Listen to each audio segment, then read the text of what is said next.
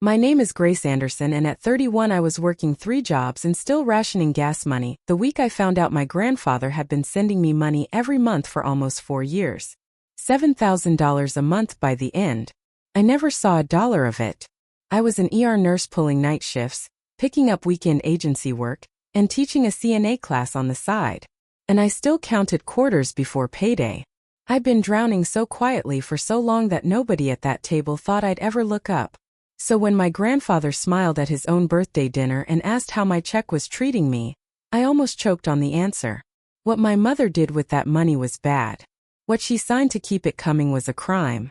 Welcome back to Calm Drama Stories, where we tell quiet stories about ordinary women who stop apologizing and start setting the record straight. One document at a time. No shouting, no fireworks, just the slow, satisfying click of the truth locking into place. If a calm voice and an earned reckoning are your thing, drop a comment and be sure to subscribe. The night this story really starts, I clocked out of the emergency room at 3 o'clock in the morning and sat in my car doing math. Not patient math, gas math. I had a quarter tank and a CNA class to teach across town at 8, and I was trying to decide if I could make both on what was left. I ate cold noodles out of the container on my dashboard and didn't feel sorry for myself. Because feeling sorry for yourself burns calories you can't spare. 2 hours earlier, I'd run a code on a 60-year-old man whose heart had quit in aisle 6 of a grocery store. My hands were steady the whole time. That's the thing people never understood about me. I was good at my job. I was good at staying calm when the monitor screamed. I just couldn't make the numbers in my own life add up. No matter how many shifts I stacked, I'd taken out the student loans myself, paid them myself, never asked a soul for help. Somewhere along the way, I'd built a wall around the word help brick by brick until I couldn't have asked if I'd wanted to. My phone buzzed against the cup holder. A text from my mother. Sunday dinner. It said Grandpa's coming. I read it twice and felt my stomach tighten like a fist, and I couldn't have told you why. He was the gentlest man I knew. Seeing him should have been the best part of my month. Instead, something low and cold turned over in me. The way it does when a patient's numbers look fine, but your gut says they're not. I started the car. I told myself it was the gas gauge. It wasn't. Sunday dinner was at my mother's house. The one my father built before he died. The one she was fighting to keep, though I didn't know that yet. I came straight from a shift, still in scrubs, smelling like hand sanitizer. My sister Sloane came in glowing from Cabo. A new bag on her shoulder that cost more than my car payment. Her husband, Trent, talked about his investments like a man who'd never lost a dime. Though I'd later learned the only thing he was good at investing was other people's money. My mother looked me up and down and sighed. "You always have to make yourself look so hard done by," she said, smoothing a napkin. I let it go. Letting it go was a muscle I'd overdeveloped. Then the front door opened and my grandfather walked in. 80 years old and still standing like a man who'd poured concrete for a living, which he had before he built a company out of it. He crossed the room straight to me and hugged me so tight my spine cracked. And when he pulled back, his eyes were shining with some private, satisfied pride I couldn't place. "You're taking such good care of yourself," he said quietly. Just to me. It puts my mind at ease. I laughed, confused. I was a woman who reheated gas station coffee to save $4. Whatever was easing his mind, it wasn't my life. I almost asked what he meant. Sloane called everyone to the table before I could, and my mother's hand landed on his arm, steering him away a little too quick. I filed it under nothing. I was wrong to file it under nothing. We were halfway through the roast when my grandfather set down his fork, looked at me with that same warm light, and asked the question that would eventually crack everything open. "How's that check treating you, sweetheart?" I thought he meant my paycheck. I thought he was making small talk about nursing wages the way older relatives do. "I'm getting by," I said. "Hospital pays what it pays." Across the table, my mother set her water glass down a beat too hard and pivoted the conversation toward Sloane's latest wedding client. "Fast, the way you'd grab a drop scalpel. I noticed it the way you notice a rhythm change on a monitor, a flicker you can't unsee." My grandfather wasn't done. "I kept the card you sent me last month," he said, smiling. "Stuck it right on the fridge. Best handwriting in the family." I sat very still. I had not sent him a card. Not last month. Not last year. I opened my mouth to say so, and my mother stood up and pulled him toward the den to show him new photos of Sloane's dog, her hand firm on his elbow, her voice bright and loud. The moment closed like a door. I sat there with a fork in my hand and a question I couldn't ask without sounding like I was accusing someone of something at a Sunday dinner. So I drove home with the radio off and that one sentence looping in my head like a pulse. I couldn't slow down.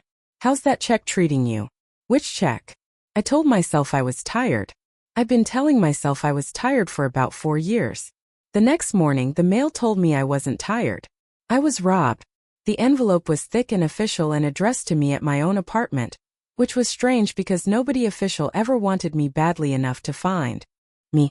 It was from an accounting firm I'd never heard of, and it referenced in dry tax language the annual gifts to Grace Anderson made on behalf of Mr. Walter Hale. Gifts to me. There was a number in there that made me sit down on my own kitchen floor. $84,000 in the last year alone. I read it 4 times. I'm a nurse. I read charts for a living. The letter was not ambiguous. Somebody had been gifting me on paper more than 3 times what I earned breaking my body in an emergency room. And I had never seen a cent of it. My first instinct wasn't to cry. It was to verify. I pulled up 4 years of my own bank statements on my phone, scrolled all the way back, line by line, the way I'd skin a med list for an interaction. Nothing. No deposits like that ever. Not once, not partial. Whatever my grandfather thought he was sending me had landed somewhere that wasn't my account. I called my mother that night and kept my voice easy. Hey Mom. Random question. Has Grandpa ever sent anything to me through you? There was a pause on the line just a half second too long. What on earth are you talking about? She said, and then softer the way you'd talk down someone confused. Honey, you're working yourself stupid. Go to bed. I hung up and stared at the letter on my floor. I'd just been gaslit by the woman who raised me gently, expertly in under a minute. So, I started keeping the envelopes. The next evening, I stood in front of 12 CNA students, teaching them to take a manual blood pressure, and my hands did the demonstration while my mind chewed on the number. Count before you react, I told them, pressing the bell of the stethoscope to a student's arm. It was the first thing my father ever taught me back when he was alive and I was a kid, trailing him around his job sites. Count before you react. He died when I was 24. And after the funeral, my mother handled everything. The paperwork, the accounts, the survivor forms, all of it. I was wrecked and grateful, and I signed whatever she put in front of me. I never read a single page. I trusted the strongest grief in the room to be the most honest one. If you've ever been the one who handles it, the strong one, the person nobody worries about, you already know how invisible it makes you. I handled everything in my life except the one question I should have asked years ago. And I'm going to walk you through exactly how I finally asked it because I think some of you need to ask it too. If this is hitting somewhere tender, hit subscribe and stay with me. It gets worse before it gets better. And then it gets a lot better. I dismissed the class, sat in the empty room, and let myself think the thought I'd been out running. My mother handled the paperwork after Dad died. My mother handled Grandpa's gifts. My mother handled everything. And I had never once checked her work. A week later, my mother asked me to come help her clear out the spare room. And I said yes because saying yes was another muscle I'd overdeveloped, but also because I wanted inside that house. While she made coffee in the kitchen, I sat at her desk where her laptop was open to her checking account. And I did something I'm not proud of and would do again. I scrolled. There they were. $7,000 deposited the first of every month. Regular as a heartbeat, smaller in the older months, $5,000, then climbing. And right beneath each deposit, within a day, an outgoing transfer of the same amount to an account ending in the same 4 digits over and over, 4 years deep. I photographed the screen with my phone, my pulse loud in my ears, steady hands again, the gift of the job. Those last 4 digits snagged on something in my memory. Months back, splitting the cost of Grandpa's Christmas gift, Sloane had handed me a check off her own account, and I'd glanced at the number out of habit. Same 4 digits, the money came into my mother and went straight out to my sister. I felt the floor of the thing drop open, but I also already knew sitting there that a photo of my mother's screen proved almost nothing. It wasn't my account. I had no right to demand a single record from a bank that didn't know my name. Suspicion isn't proof. A nurse can be certain a patient's septic and still need the labs before anyone will move. I closed the laptop just as my sister's voice cut across the room. What exactly are you doing on Mom's computer, Grace? Her tone was ice. I smiled and said I was helping. I'd learned my comm from monitors that scream. I didn't yell. That's worth saying twice because everything that came after depended on it. I didn't yell at Sloan in our mother's spare room. I closed the laptop, said I was helping, and went back to folding old curtains while my heart did something complicated. Yelling felt good for about 4 seconds and lost you the war. I'd watched families do it in the ER for years, scream at the one person holding the answers, and then wonder why no one would help them. So I drove home and I built a file, dates, amounts, the photo of the IRS letter, the photo of my mother's statement. I laid it out the way I'd chart a patient I suspected someone had been quietly mismanaging for years, which it turned out was exactly what I was. And looking at it cold and clean on my kitchen table, I understood the wall I was up against. I could see the crime. I couldn't touch the proof. The money flowed from Grandpa to Mom to Sloan. And every link in that chain belonged to someone else's bank, someone else's account, someone else's signature. I needed someone who knew how the law actually moved money, because I clearly didn't. I'd spent 7 years refusing to ask anyone for help with anything. Now I was going to ask a complete stranger for it. A free legal aid clinic with a 6-week wait before I'd ask my own mother for the truth one more time. That tells you everything about how far gone the trust v. already was. I made the appointment that night. Then I went and worked a 12-hour shift because the rent was still due and robbed women still have to show up to work. Dana Whitfield had a cramped office, a wall of binders, and the unhurried patience of someone who'd watched a lot of families eat each other. She listened to my whole story without once telling me I was overreacting, which alone almost made me cry. Then she explained the machinery I'd been blind to. Your grandfather wrote the checks, she said. If somebody signed your name on the back and deposited them into an account that wasn't yours, that's a forged endorsement. The front of the check looks perfectly legal, so the bank never blinks. The fraud lives on the back. I leaned forward so I pull the backs and I've got them. Dana shook her head slowly, and that's where my stomach sank. You can't. You're not the account holder, and you're not the payer.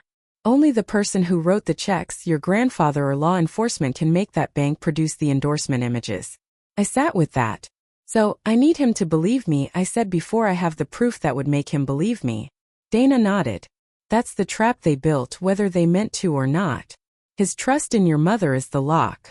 She let it sit, then added the part that changed the temperature of the whole room. But understand what you might be looking at. If your name was signed by someone else's hand to take your money, that's not a family disagreement, Grace. In Ohio, that can rise to forgery. That's criminal. I drove home doing the new math. To get the truth, I needed my grandfather.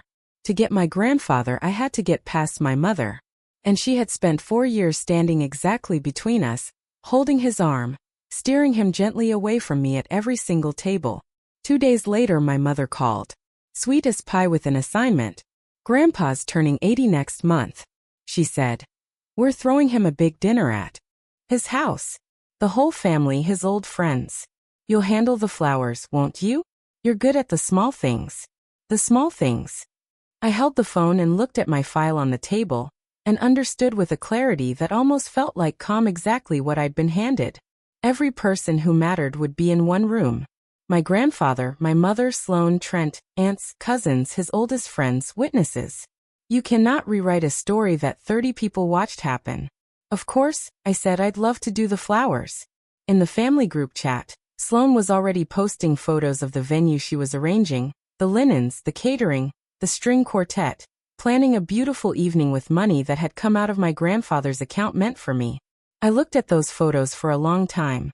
I could have screamed in that chat. I could have typed out the whole accusation and blown it up that afternoon. Instead, I sent a thumbs up and a flower emoji. And I started planning because rage is loud and useless. And a deadline is quiet and patient. They were building me the perfect stage with my own stolen money.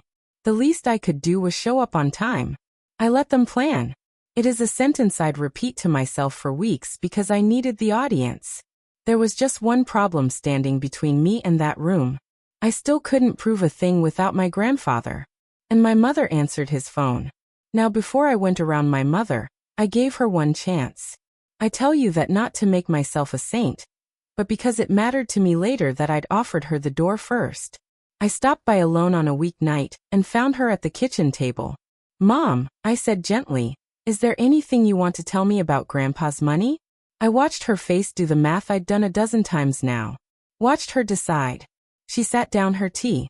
"You don't steal from family, Grace," she said with the flat certainty of someone who'd practiced the line in her head. "You borrow." And there it was, the whole architecture of it, confessed and defended in the same breath. Not a denial, a justification. She knew exactly what she'd taken, and she'd already decided it wasn't taking. I kept my voice level. "And when do you pay borrowed money back?" She looked at me like I was being deliberately cruel. "When I can. Your grandfather has more than he'll ever spend, and you've always been the strong one. Sloan needed it. The house needed it." There was a flicker. Then something tired and frightened under the entitlement, gone before I could name it. Then she added almost to herself, "He always did love a nice thank you note." My whole body went still. The card on his fridge, the best handwriting in the family. I didn't react. I said I had an early shift and I left. But I sat in my car in her driveway and typed a note to myself so I wouldn't forget the shape of it. Letters. She hadn't just taken the money. She'd written to him as me year after year in my name to keep him grateful and quiet. That was a different kind of crime, and I was starting to understand I'd only seen the top of it. Dana connected me with a forensic accountant named Russ, who agreed to start on a payment plan I'd be paying off well into the next decade, and who talked about money the way I talked about bodies. Like a system that can't lie if you read it right. People lie, Russ told me on our first call. Cash flow doesn't. He ran what he called a lifestyle analysis off public records and the pieces I'd photographed. Sloan's wedding planning business had been bleeding money for 3 years, vendors unpaid, a tax lien filed and then mysteriously satisfied. My mother's house had been one missed payment from foreclosure, and then somehow wasn't. Both holes, Russ said, lined up almost perfectly with thousands of dollars a month climbing to 7 flowing in from somewhere off the books. "I can show the money landed in their lives," he said. "I can show the size and the timing. What I can't do from out here is put a name on the hand that signed the back of those checks. For that, you need the endorsement images. And for those, you need the man who wrote them. Always the same wall. Always my grandfather standing on the far side of my mother." I thanked Russ and hung up and sat with the shape of the problem. I had the why and the where and the how much. I had a tired, frightened woman who'd as good as confessed across her own kitchen table. What I didn't have was the one thing a room full of witnesses would actually believe. The back of a single check. My own name forged in someone else's hand. Numbers are bad liars, Russ had said before he hung up. But I need the back of the check to name the thief. I had 4 weeks until the party. I needed my grandfather alone before then. Getting to my grandfather turned out to be its own small war. I called his house 3 times that week. Every time my mother answered, "He's resting, honey. He's out with his friends. I'll have him call you back." He never called back. And I understood she was the one deciding that she'd made herself the switchboard of his whole life kindly, helpfully, the way she made herself the switchboard of everything. And most of the family thanked her for it. So I did the thing she wouldn't expect. I wrote him a card, an actual card in my own real handwriting, and I drove it to his house myself and put it in his mailbox while her car wasn't in the drive. "Coffee," I wrote. "Just you and me. No one else. There's something I need to ask you in person, and I need you to hear it from me." Then I waited, and waiting nearly killed me. Because for all I knew, she checked his mail, too. And the card was already shredded. 3 days of silence. I worked my shifts and taught my class and jumped every time my phone lit up. On the 3rd night, an unknown number called. I almost let it go to voicemail. I'm glad I didn't. Gracie, my grandfather's voice. Low, careful, calling from a number I didn't know. "I'm at my friend Earl's house. I got your card." A pause. And when he spoke again, there was something in it I'd never heard from him. An old man's hurt trying to stay steady. "You want to see me without your mother there? I need you to tell me why, sweetheart. Because lately I've been getting the feeling something in this family isn't right and nobody will look me in the eye and say it." We met at a diner Earl owned in a back booth, just the 2 of us, And I did the hardest thing I'd done since my father's funeral. I told him the truth slowly, and then I laid one piece of paper on the table between the coffee cups. It was a copy of a single canceled check, one he'd written himself, one I'd been able to get a copy of through his own bank with nothing more than his name on it because it was his check and I'd asked the right way. The front read in his own steady hand, "Paid to the order of Grace Anderson, $7,000. I watched him recognize his own writing and smile just for a second, the way you'd smile at a photo of someone you love. Then I said, "Turn it over, Grandpa." He turned it over. On the back was my name, Grace Anderson, signed in a looping, confident hand that was not mine and never had been deposited into an account I'd never owned. He stared at it for a long time. His thumb moved over the forged signature like he could feel that it was wrong. "That's not your writing," he said finally. It wasn't a question. "No," I said. "I've never seen a dollar of this money, any of it, for years." His hand was shaking now, but his eyes were dry and getting harder by the second. He reached into his wallet slow and pulled out a small worn card, the kind you'd keep because it meant something. He set it next to the check. The handwriting on the card matched the back of the check exactly, loop for loop. "You sent me this," he said quietly, "for my last birthday. I carry it everywhere." I looked at a thank you note I had never written in my name in the same forging hand. "I didn't, Grandpa," I said. "I didn't even know you were giving me anything to thank you for." And I watched 4 years of a lie he'd been living rearrange itself behind his eyes. My grandfather wanted to drive to my mother's house that night and have it out. His hands were flat on the diner table, and his jaw was set. And for a moment, I saw the man who'd built a company by refusing to back down from anybody. I put my hand over his. "No," I said, "not like that. If you confront her tonight alone in her kitchen, you know what happens. She cries. She explains, 'You're an old man who loves his daughter.' And by morning, she's halfway talked you back out of believing your own eyes." He didn't argue because he knew it was true. So I gave him a plan instead of a tantrum. And I want to be clear about this part because it matters. I didn't ask him to rescue me. I asked him to hand me one tool only he could reach. "You wrote the checks," I said. "That means you and only you can authorize the bank to release the endorsement images for every payment all 4 years. Dana will send the request the right way on paper so nobody can wave it off." He nodded slowly, following. And then we do it once," I said. "In front of everyone at your party, where she can't pull you into the den and rewrite it, where 30 people see the back of the check at the same time." He was quiet a long moment. Then he said, "Your grandfather made everything he has by never once being afraid of the truth, even when it cost him." His voice caught. "Don't let me be afraid of it now, even if it's my own daughter." We shook on it like a business deal, an 80-year-old man and his granddaughter in a diner booth. And for the first time in 4 years, I didn't feel like I was drowning alone. The request went out on Dana's letterhead, signed by my grandfather. And then came the part nobody tells you about, the waiting. Banks don't produce 4 years of records overnight. So I did the only thing I knew how to do. I went back to work and acted exactly normal, because the worst thing I could do now was let anyone see the storm coming. Sloan texted me about the flowers, what colors, what budget, and I texted back like a sister who suspected nothing. My mother called to remind me to dress nicely for once. I said I would. There is a moment in nursing where you stop reacting and start documenting because the chart is the thing that protects the patient when the shouting starts and memories get convenient. That's exactly where I was. Calm on the outside, building a record that no amount of crying could argue with. One careful page at a time. If you've ever had to be the steady one while everyone around you rewrote what really happened, you already understand the kind of patience this took. It is the loneliest patience there is. Hit subscribe and stay with me because the night this all came out, the quiet ones in the audience are the ones who messaged me after and said, "That was me." I finally asked. 10 days before the party, my phone rang during a break. It was Dana, and her voice had changed. "The images came back, Grace," she said. "All 4 years of them." A pause. "You should sit down before I send these over. It's worse than the money." I sat in a supply closet under fluorescent light and opened the file Dana sent. And there it all was, 4 years of theft laid flat. Check after check, the front in my grandfather's hand, The back signed Grace Anderson in a looping forgery that matched the thank you note in his wallet. Every single one deposited by mobile capture into the joint account my sister held with her husband. Trent had set up the deposits. Sloan had signed my name. It was clean and complete and damning, and it would have been enough. But Dana had warned me there was more.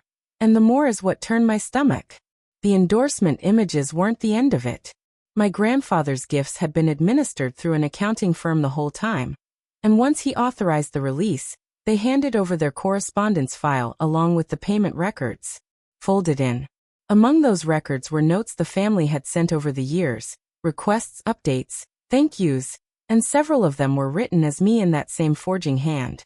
One of them, dated 2 years back, asked my grandfather in my voice whether he might increase the monthly help from $5,000 to $7,000 because the letter said, Grace wants to go back for her nurse practitioner certification, and the tuition is steep. I had never written those words. I had never asked that man for $1. Someone had used my name and my grandfather's love for me to negotiate a raise on a theft. That was the moment the whole thing changed shape in my hands. The stolen money was a wound. The forged letters were a plan. You can argue that taking money was a misunderstanding between family. You cannot argue your way out of signing someone else's name to ask for more of it.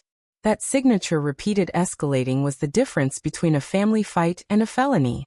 And it was all on paper now with my grandfather's authorization on top of it. That night I sat with a choice. I could take all of this to a lawyer quietly, file the claims, let it move through offices, and never say a word at the party. It would have been cleaner. It would have been safer. Part of me, the part that had spent 31 years avoiding scenes, wanted that badly. But I'd watched my mother work for too long to believe quiet would ever be safe.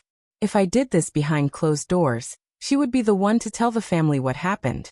She'd say I'd turned greedy, that I'd attacked a grieving widow over a misunderstanding, that I'd torn the family apart for money. She would rewrite me the same way she'd rewritten those checks. The only way to keep my own story was to tell it myself, out loud, in front of every witness who'd otherwise hear her version first. So I called Dana and made it real. The restitution demand and the criminal report would be filed through proper channels on their own timeline. But the reveal, the moment the family learned the truth, would happen at that table in front of those people because that was the one room my mother couldn't edit. I'm not doing this to hurt them.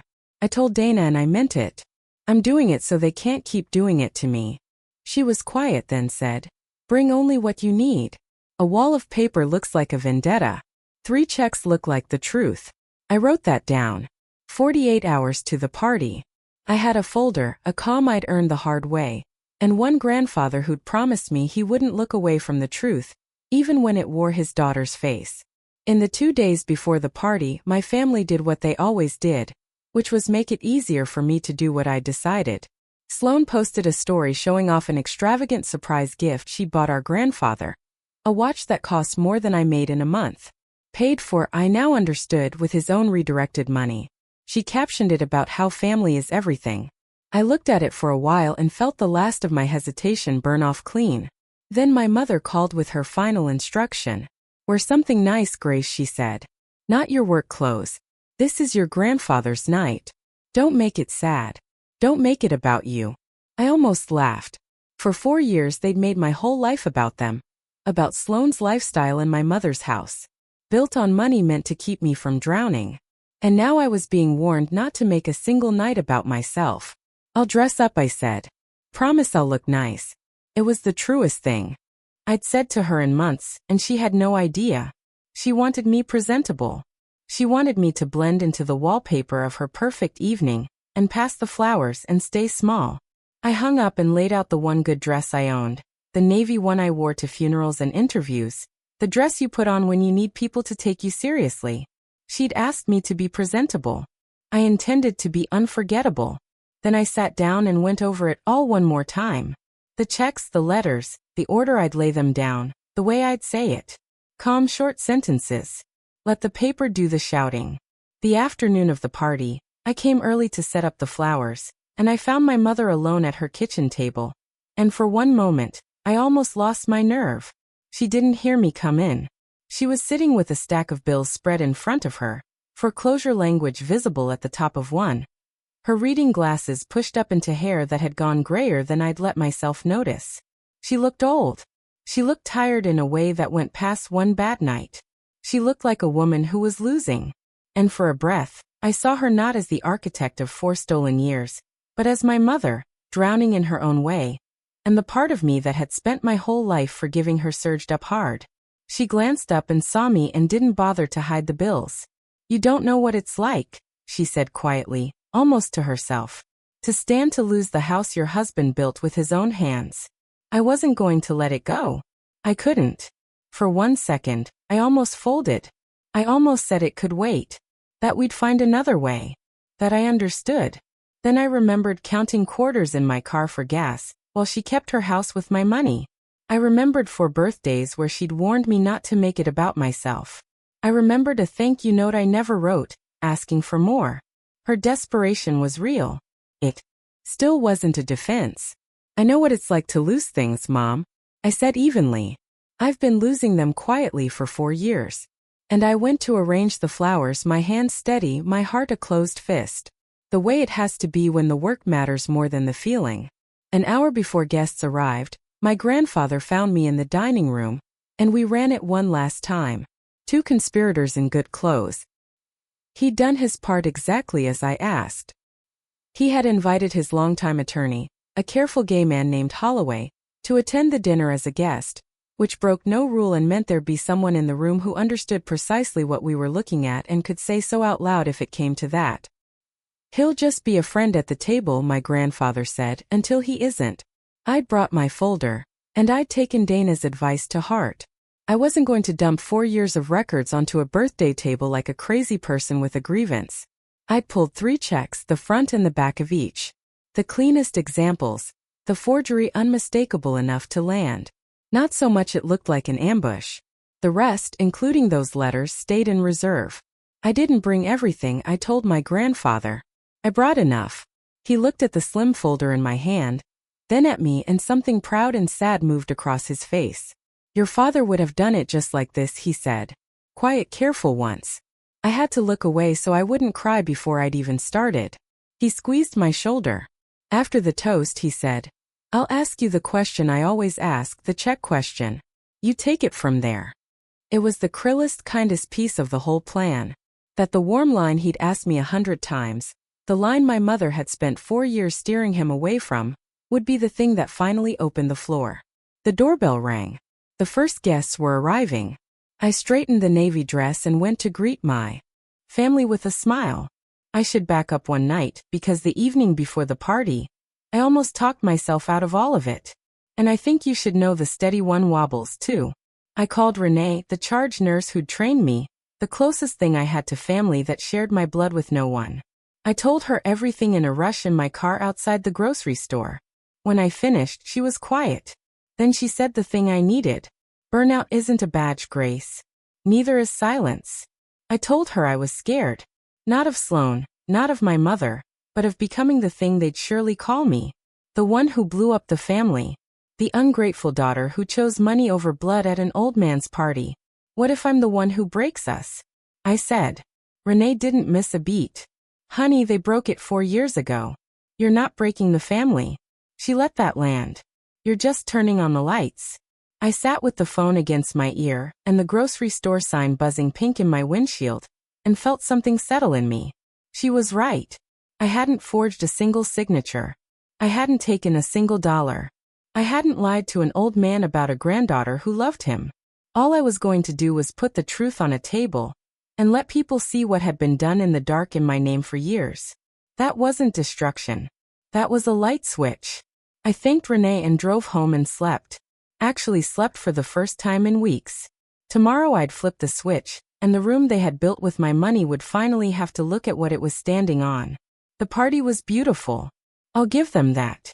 My grandfather's big dining room glowed with candles, and the roses I'd arranged, white and blush, their scent thick and sweet over everything. 14 people sat around the long table, aunts and cousins. 2 of his oldest friends from his concrete days, the gray attorney, nursing a club soda near the head. Sloan shimmered in something expensive, playing hostess of an evening she'd bought with the money meant to keep me afloat. Trent moved around the table, refilling wine glasses, easy and smiling. A man with no idea the floor was about to open. My mother sat at my grandfather's right hand where she always sat, the beautiful daughter, the one who handled everything. And I sat near the far end with a slim folder in my lap, and roses breathing their sweetness into a room that didn't know what was coming. I made small talk. I complimented the catering Sloane had arranged. I watched my family be charming and warm and convinced of their own goodness, and I understood that to all of them this was simply a lovely night. That was the strange cold gift of it. I was the only one at that table who knew we were sitting inside a crime scene dressed in candle light. Forks scraped plates. Someone laughed at the head of the table. The string quartet my sister hired tuned up in the corner. My grandfather caught my eye just once and gave the smallest nod. Then he tapped his fork against his wine glass, and the sound rang out clear and stopped every conversation in the room. And he rose slow and certain, the man who'd built all of this from nothing. Before we cut the cake, he said warmly, looking down the table at me, I want to say something to my granddaughter. The room turned toward me.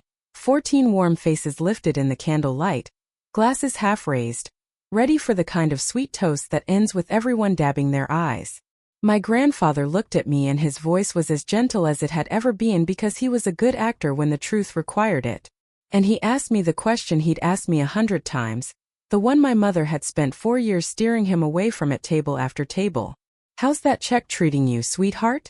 For half a second, the table chuckled, charmed. An old man fussing over his granddaughter. My mother's smile froze on her face like frost. Down the table.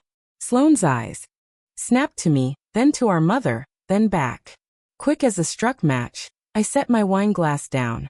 The room waited for me to say I was getting by, the way I always did, the way I had at every dinner for years. I felt the whole shape of the evening balanced on what I said next. And I felt underneath my ribs the strange calm I knew from the worst nights in the ER. The calm that comes when there's finally nothing to do but the right thing. Funny you should ask, Grandpa, I said. And I reached down and I opened the folder. And I stopped being the family's quiet one for good. I took out the 3 checks and laid them in the center of the table, face up, side by side, where the candlelight caught them. Pay to the order of Grace Anderson. $7,000. Pay to the order of Grace Anderson. $7,000. 3 months out of 46. My grandfather's steady handwriting on everyone. The table leaned in confused. Reading. Grandpa has been sending these, I said, and my voice came out level and clear. No tremor, no heat.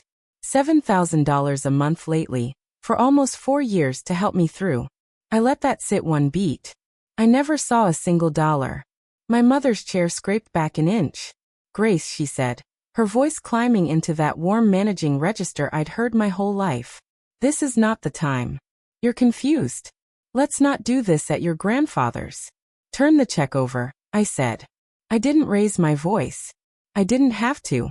The words dropped into the silence like a stone into a well, and the whole table went still. Nobody moved. The quartet had stopped.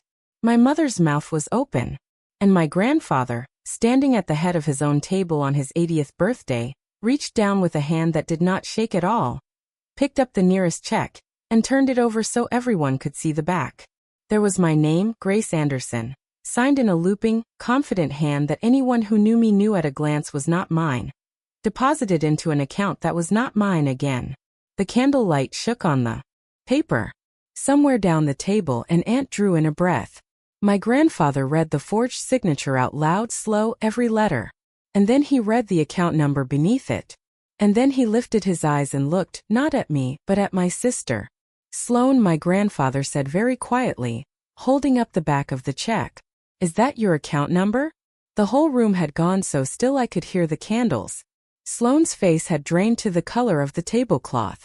She looked at the check, at our mother, at the 14 faces now turned toward her. And she said nothing, which was somehow louder than anything she could have said. Trent set the wine bottle down on the sideboard with a small, careful click, and took half a step back from the table, the way a man does when he realizes he's standing too close to something about to go off. The room froze. I have run codes where a man's heart stopped under my hands and felt less stillness than that. The aunt stopped breathing. A cousin's fork hung in the air. The roses I'd arranged poured their sweetness over a table where every single person had finally understood all at once what they'd been celebrating. I looked at my sister across the candle light and kept my voice as flat and clean as a fact. I didn't sign that, I said. And a forensic examiner already knows whose hand did. Sloane made a small sound, half laugh, half gasp, and shot to her feet so fast her chair toppled backward and cracked against the floor. You, she started, and her composure, her glossy hostess composure, came apart right there in front of his oldest friends. I didn't stand. I didn't flinch. I'd waited 4 years for the floor to drop, and now that it had, I found I didn't need to move at all. The truth was already on the table, face up and back up, and there was nothing she could do to put it back in the dark. Sloane exploded the way corner people do, loud and fast, and aimed at me. You jealous miserable. You never spent a dime on yourself. You never wanted anything. The money was just sitting there. Her voice cracked across the dining room. You think you're so noble in your little scrubs? It would have rotted. We used it. We made something of it. My mother was crying now, the practiced tears, reaching for my grandfather's sleeve. Daddy, I was going to pay it back. Every cent, I swear to you, I was going to lose the house. What was I supposed to do? Let your son-in-law's name go on the foreclosure. The words tumbled over each other, desperate, and the whole table watched a family come apart in real time. And through all of it, I stayed in my chair and I stayed quiet and I let them be loud because their noise was doing my work for me. When there was finally a breath in it, I spoke, and I spoke softly so they had to go still to hear me. Mom, I said, you told me you don't steal from family. You said you only borrow. I let the rose-sweet silence hold for a moment. Show me the loan papers. She had none. Of course she had none. There was no agreement, no signature of mine consenting to any of it. No record of a single dollar coming back because it was never a loan and we both knew it. 4 years, I said, and I looked from my mother to my sister, calm as a bedside monitor. 3 jobs, your account, 3 small facts. Sat down one at a time, and not one of them could be argued with. Sloane was breathing hard. Trent wouldn't meet anyone's eyes. And at the head of the table, my grandfather, who had said nothing for a full minute, finally set down the check and stood up to his full height and said, Enough. My grandfather did not rescue me. I want that understood because it was the whole point. He stood at the head of his table and spoke as the second person robbed, not as the hero of my story. For 4 years, he said, and his voice was rough, but it carried. I thought my Gracie took my help and couldn't be bothered to call me. I thought she'd grown distant. I grieved that. I have a card in my wallet. I thought she wrote me. He turned his head slowly toward my mother. You wrote it, didn't you, Lorraine? You wrote to me as my own granddaughter. It wasn't a question and she didn't answer it. The silence answered it. Then Holloway, the gray attorney who'd been a guest all evening, sat down his club soda and spoke for the first time, mild and precise. I'd choose your next words carefully, all of you, he said. I'm not here as a guest anymore. Signing another person's name to take a negotiable instrument and writing letters in that person's name to obtain more can amount to forgery under Ohio law, and very possibly theft by deception. This is the sort of thing a prosecutor looks at. It should be handled properly starting now. The word forgery moved around that table like a cold draft. I looked at my mother and my sister, and I did the last thing I'd planned to do. The thing I'd practiced in the mirror until my voice wouldn't shake. I don't need an apology tonight, I said. I've stopped needing those. What I need is the money returned, and a report filed where it belongs. I closed the folder. The flowers are paid for. I'll send you the bill for those too. And I stood up, and for the first time in my life, I walked out of a family dinner with my head perfectly level. I drove home through the dark with my hands steady on the wheel. The same steadiness I have walking out of a room where we've lost a patient. That hollow ringing calm that means the hard part is over, and the cost hasn't landed yet. I thought it was finished. I really did. I thought turning those checks over on that table was the end of it. The worst and the best of the whole thing, and that whatever came next would just be lawyers and paperwork and the slow business of getting my life back. I poured myself a glass of water in my own small kitchen and stood there in the quiet, letting myself feel for the first time in weeks like I could exhale. Then just past 11 my phone rang. The screen lit up with Dana's name. Late. Far too late for good news. And something in my chest tightened the way it does when the call light goes off in the room you were most afraid of. I almost didn't answer. I'm glad I did. And I'm not sure I'll ever be glad again the same way, because what Dana told me in the next 2 minutes took the thing I thought I understood and split it wide open. Turning over those checks hadn't been the bottom of it. It had only been the part you could see above the water. I've been going through the rest of the accounting file with Russ, Dana said, and I could hear papers moving. The letters, Grace. There are more of them than the one you saw, and you need to understand what they are. I sat down at my kitchen table.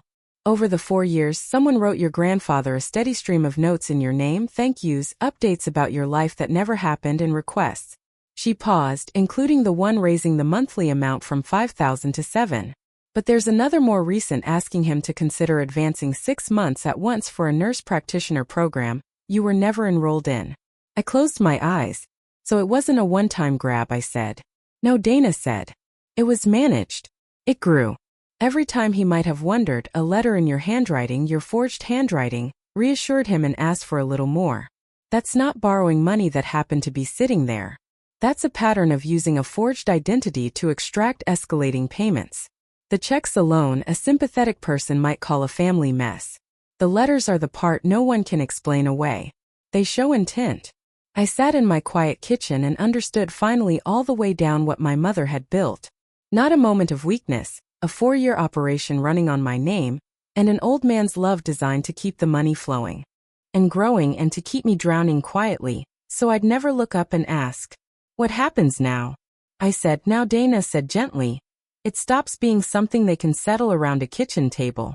The report goes to the people who handle this, and Grace with the letters in the file. They will take it seriously. I thanked her and I hung up, and I did not cry. I'd done my crying years ago in a car over a gas gauge, not knowing why. It didn't resolve overnight, and it wasn't clean, but it was real, and it was measurable, which is all I'd ever wanted. The forensic accounting put the diverted total near $278,000. $5,000 a month at first, $7,000 for the last 2 years after the forged letter pushed it higher, and a restitution agreement was reached, secured against my mother's house and what was left of my sister's business. The criminal report moved forward with the forged letters in the file. Forgery and theft by deception were not words a prosecutor waved off, and my mother and sister both faced an investigation that is, as I tell you this, still ongoing. Trent, it turned out, was happy to cooperate the moment his own name was on the line. My grandfather changed his arrangements that same week. The money came directly to me now, no one in between. And the first thing he did with the rest was set up a nursing scholarship in my father's name, because he said his son-in-law would have liked that better than a watch. I dropped the weekend agency job. I kept teaching because I wanted to, not because I had to. And the strangest thing, the thing I still can't quite explain, is that for the first time in 7 years, I slept the whole night through and woke up before the alarm and didn't reach for my phone to count what was left. I don't speak to my mother or my sister directly anymore. Not out of hatred and not to punish them, but because everything between us now runs through lawyers and restitution schedules. And that distance is the only thing that finally lets me breathe. I didn't cut them off. I cut off their access to my name, my silence, and my money, which is a different thing entirely. On my own refrigerator, where my grandfather keeps a card I never wrote, I taped a photocopy of one canceled check face up, then turned to its back. The forged signature staring out at my kitchen every morning. Not to stay angry, to stay clear, because protecting what is yours isn't revenge, and it isn't cruelty, and it isn't betrayal of the family that betrayed you first. It's the rent you pay to finally live in peace. That's my story. 4 years of silence, 3 jobs, and 1 check turned over at the right table. If this reminded you of a question you've been too polite to ask about money, about who in your family insists on handling it, take that as your sign. Ask it. And if someone you love needs to hear this tonight, share it. Drop a comment. Hit subscribe. And I'll see you in the next one.